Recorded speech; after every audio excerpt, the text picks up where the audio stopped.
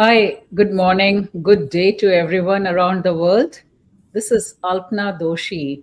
I am Stralynn Chairman and Director for this very boutique startup in AI and digital transformation. Have had a good 30 years behind me with many companies which cover the grounds in the health tech industry as well as in the BFSI and other segments. We are excited to have our Fireside Chat series continue here.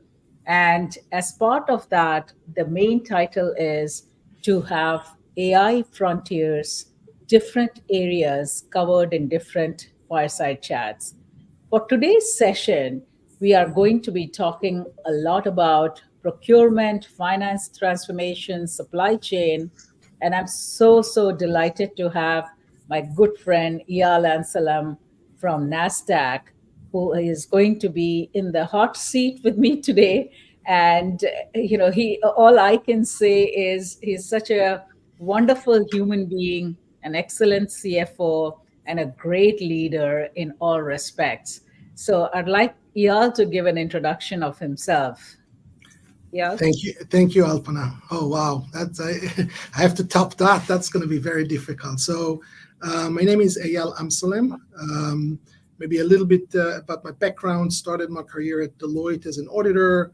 Worked in private and publicly held companies, part of the finance teams. Became a CFO in 2008 for a company called Axiom SL, which is a fintech for regulatory and compliance software that got merged with Calypso to form Adenza. And then recently, in November 2023, the company was acquired by Nasdaq. So over the course of my career, I've been very involved with finance and procurement and facilities.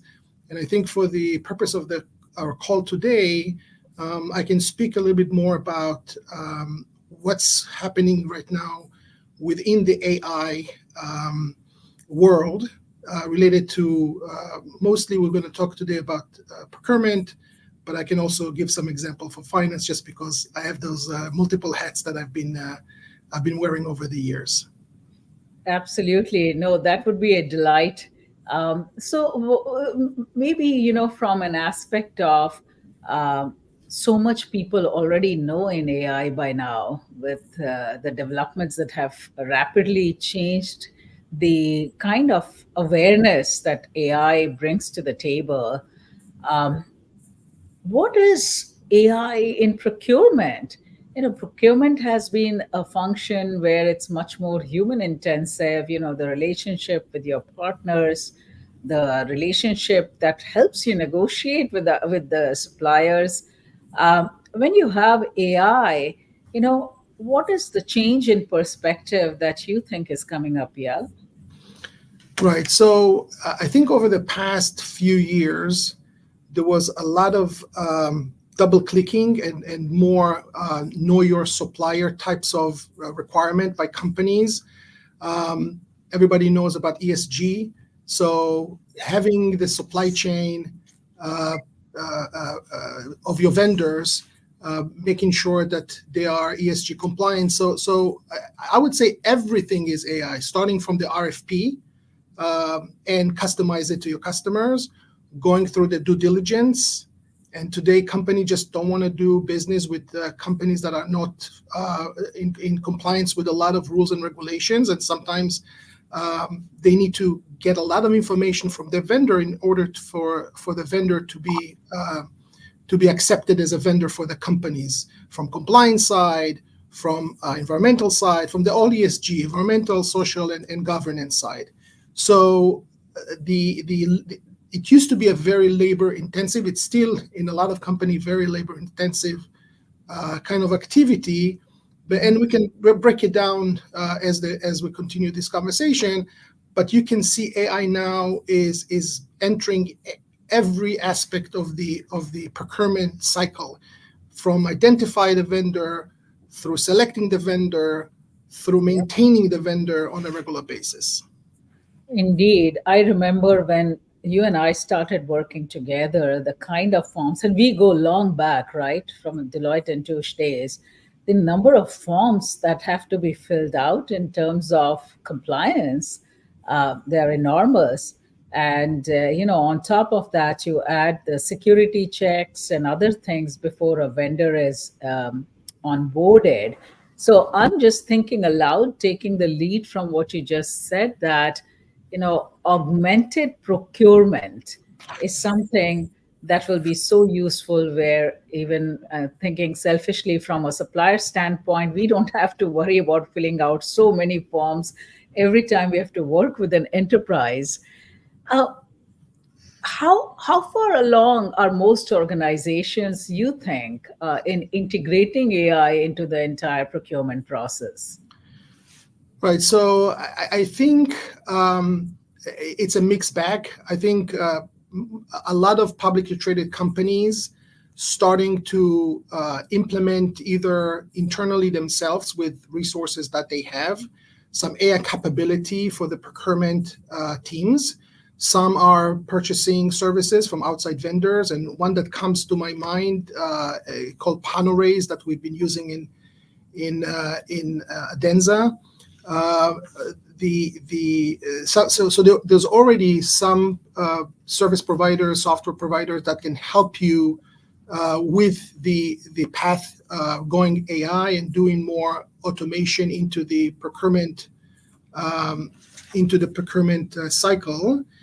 But I think that there's a still long way to go in terms of the implementation. Companies sooner rather than later are going to find out that knowing your vendors and understanding the risk they're bringing to the table, making sure that they're in compliance in their jurisdictions in terms of their environmental responsibility and social responsibilities and governance responsibility. This is something companies have to take into account in order to onboard vendors that are going to be in compliance. Going through that process, it's a very tiring sum. For example, let's start with an RFP, just to double click a little bit. Mm-hmm. So you identify the need for a new vendor, you're starting with an RFP. Based on what that vendor is going to provide, so what type of services they're going to provide, you're going to have to customize a very big and serious RFP that touches all the points that you want to make sure that the vendor is covering. Mm-hmm. Today, if you're doing it manually and have to customize every time to a different vendor, that's going to take a lot of resources. That's going to take time.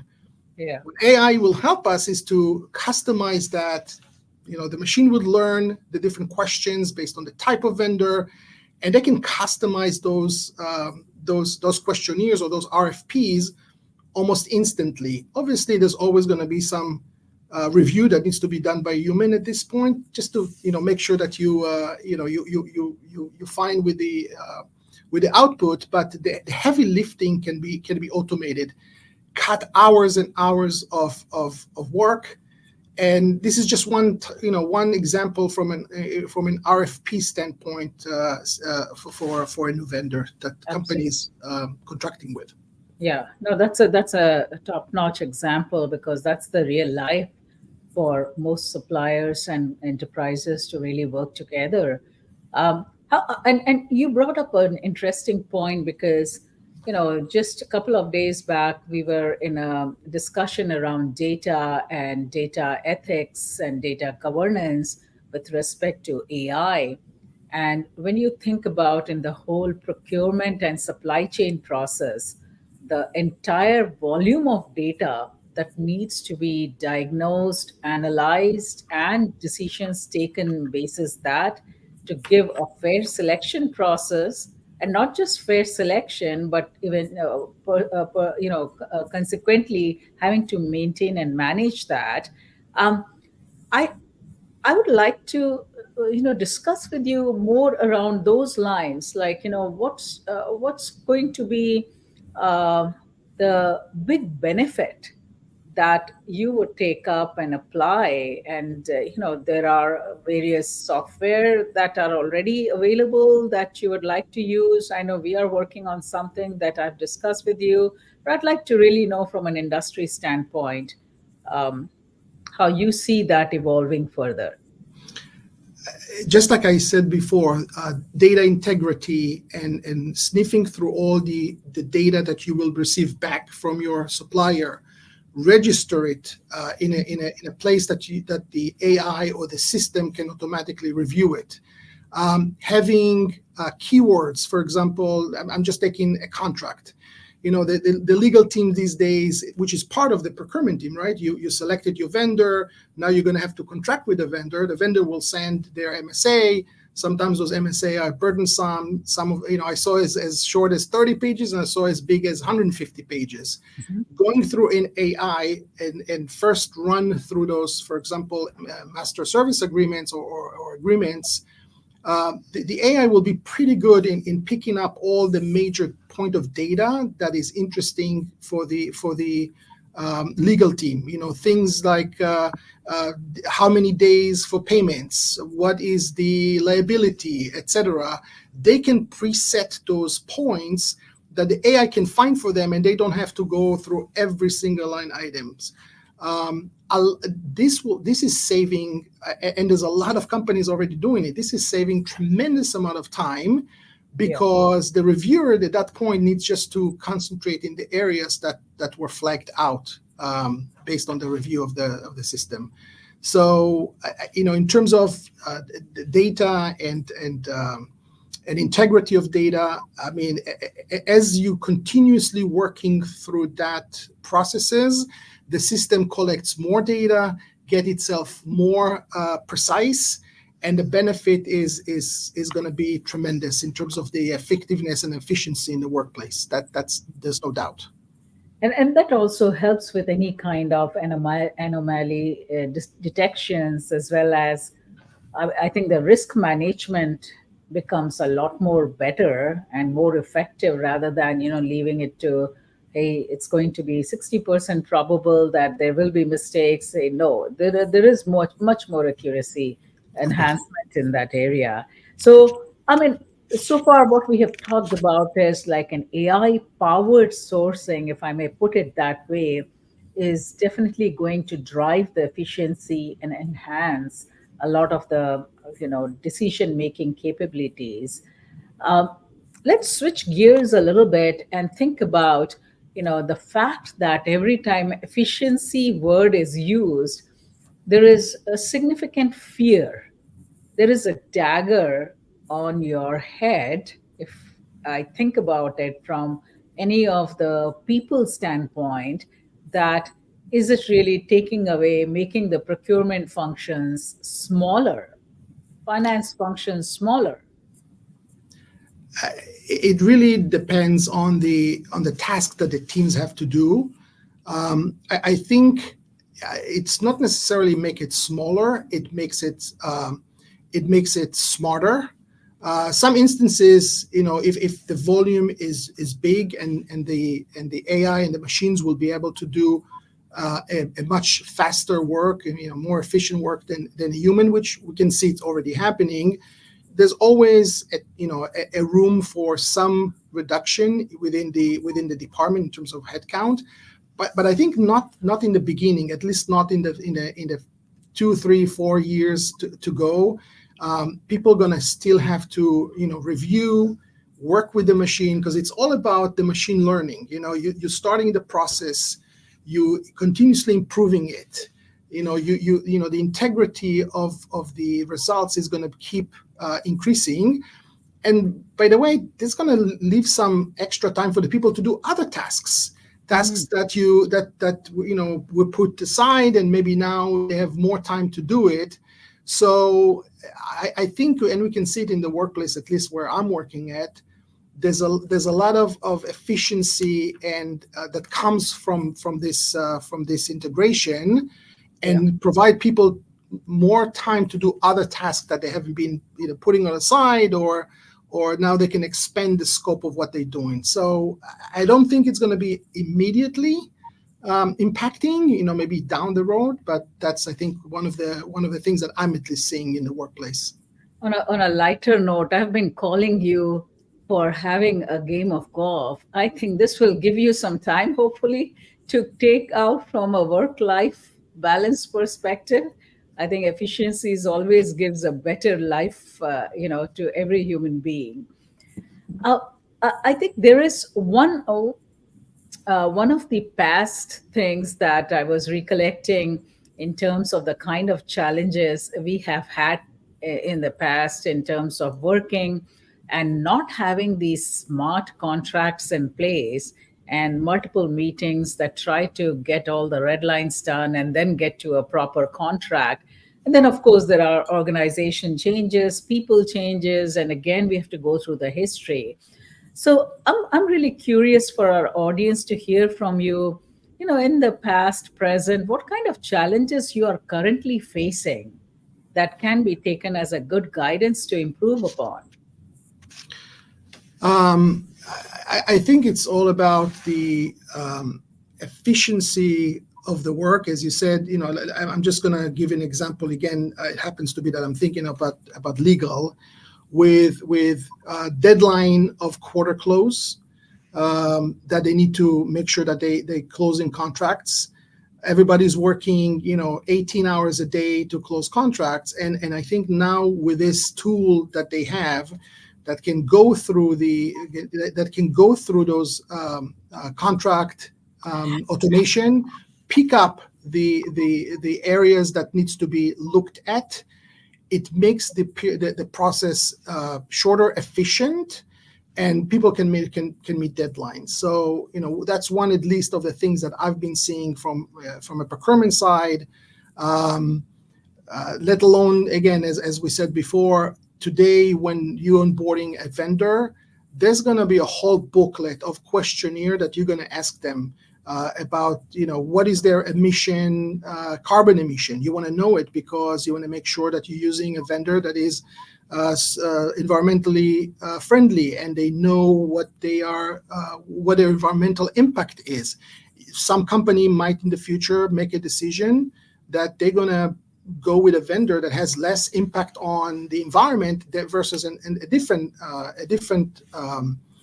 a vendor that has more impact on the environment. And all of this needs to be somehow gathered through very, very tailored questionnaires that the vendor have to answer. And the data that you're receiving and the fact that you have an AI going through that data cut the review process tremendously. Oh, fantastic. I think that will be such a huge relief because I do recognize the month end and quarter end and year end, especially during like the New Year's and Christmas, and still the procurement finance team are really bent over the books. We have some audience questions that I'd like us to entertain. One of them being procurement still works in a very traditional manner. And I know, Eyal, you've been talking a bit more on that. So to adapt AI in procurement, what should be the change management strategy in an organization? So I think the first thing that organization needs to decide, are they going to have the resources internally that are going to be leading the AI adoption, or they're going to go to a third party, somebody that already have an experience, and help them to adopt the solution. At the end of the day, a solution can either internally build. I think most of the people will not do it. They will go to a vendor that already have something ready and then customize it to their needs. But you're going to have somebody that is assigned, and part of management has to acknowledge that this is a spend, or this is a new position or a new team that needs to be created in order to implement the AI. And they can work. That team will implement it in procurement. They will implement it in customer service.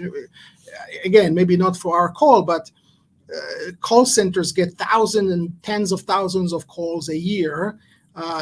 having registered those calls and AI going through the data that collected from the calls, a lot of information can be picked up and used for the benefit of the company in terms of customer service, problem issues, etc.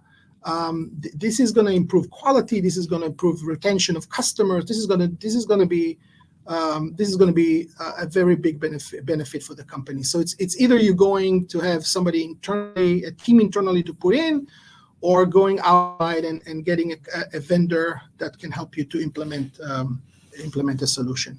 Yeah, I was remembering one such story, like when we were actually doing digital transformation for one of the large MNCs.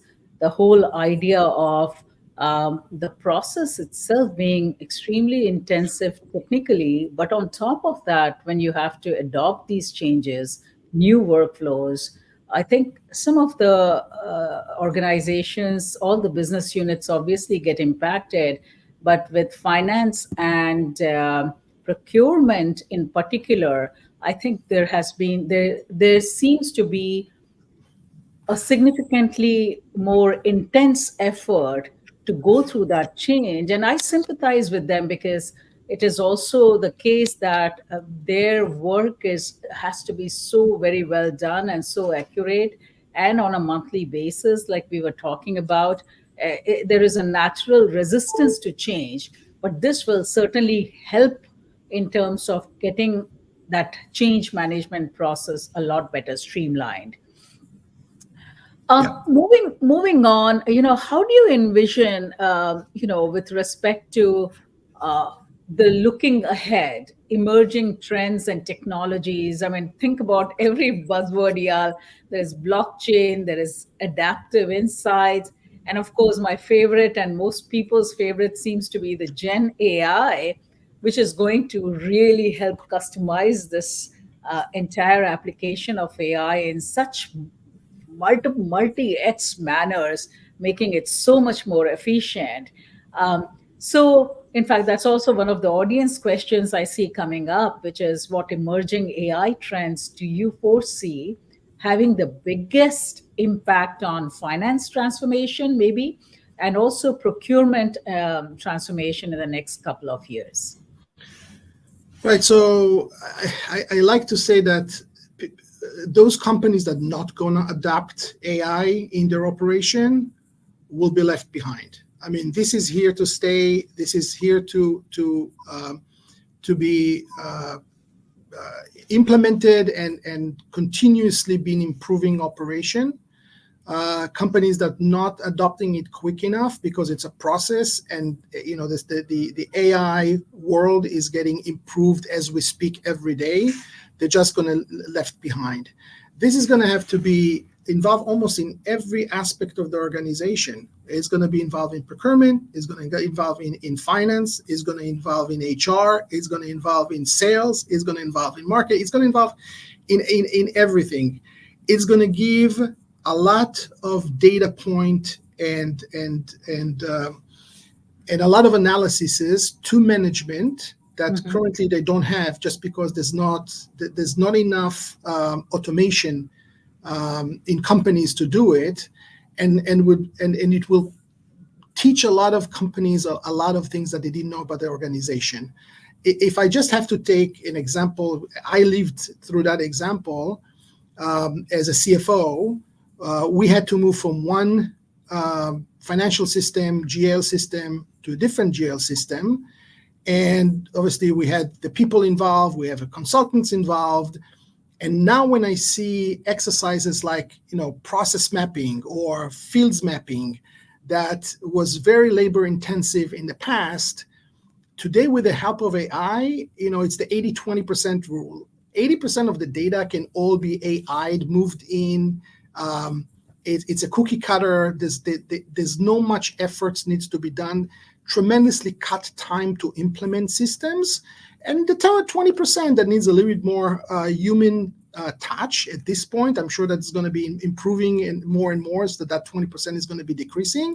That's when you're spending your time, and that's when you're making sure that the transformation is successful. So again, AI is here to stay, and the sooner the adopter is going to take place, the better state of your organization going forward is going to be in that state. True, true. Well said.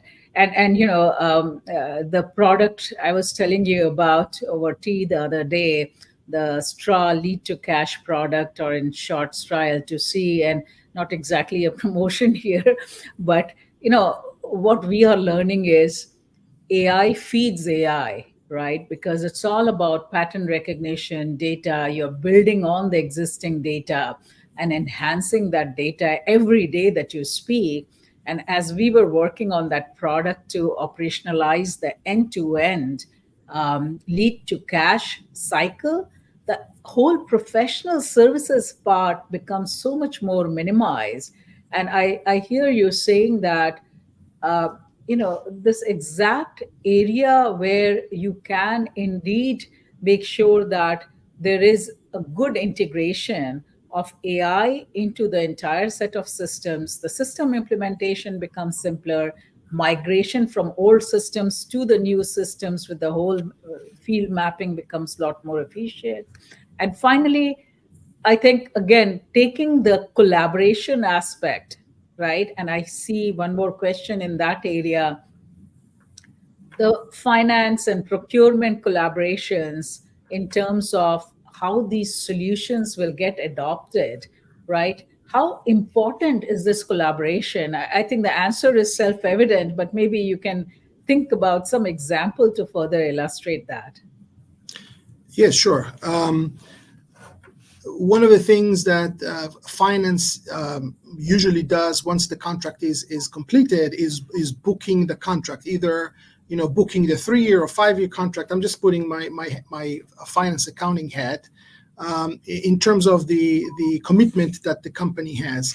This right now is done by going through the contract or through the signed quote, understanding the quote, booking it, reviewing it. We can have an AI that does all of this automatically. So the journal entry, they're going through the quote, to the contract, they extracting from that the journal entries and booking them into the GL system. Obviously, you can always say, book them, but not record them until somebody does a review.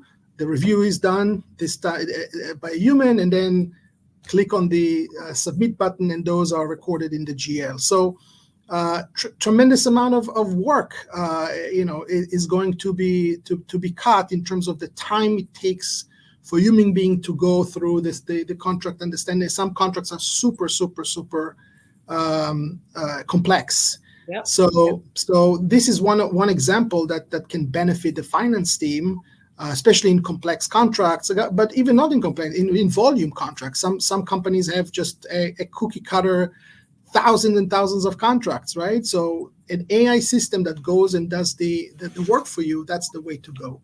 So that's an example that I can think about. Good one. And dynamic pricing as well, right? There is always, competitive bids, sometimes auctioning, and that helps with the proper software in pricing. It can help and ease your analysis of all of the bids that come in, correct? Yes. Now, last question maybe from the audience in light of the time is from AI contribution standpoint, what are some of the sustainable procurement practices? I think you had also started off this conversation today from that area. How can procurement practices support the corporate social responsibility goals?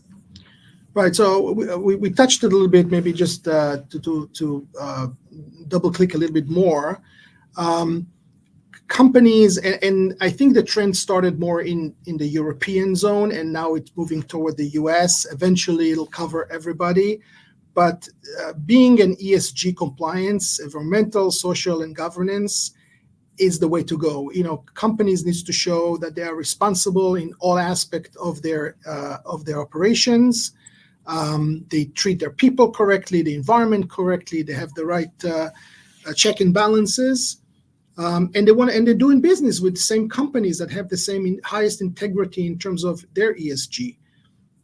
Today, to become a vendor for a major corporation, the vendor needs to go through a lot of questions and due diligence. All of those due diligence can be AI'd, can be customized based on the service or goods that the vendor provides, and that customization or questionnaire that you're sending to multiple vendors can be AI'd in terms of the answers. It's going to point out when things are not as you're expecting, and maybe you want to talk about this with a prospective vendor, or they are good. They're getting a green check because they are meeting the standards that you're asking for. And even after you sign with a vendor, you want on an annual basis, or sometimes more than annual basis, to go in continuous review of their operation. You want to make sure that they don't falling behind, they don't get any maybe fines related to ESG. So all of this can be automated through AI. Put a questionnaire, get the answer, review the answer, give you the summary, and then you'll see in the summary which area you need to probably pick up the phone and call the vendor and want to discuss, so they can maybe change some of their ESG footprints in order to be in compliance with your requirements. So this is big.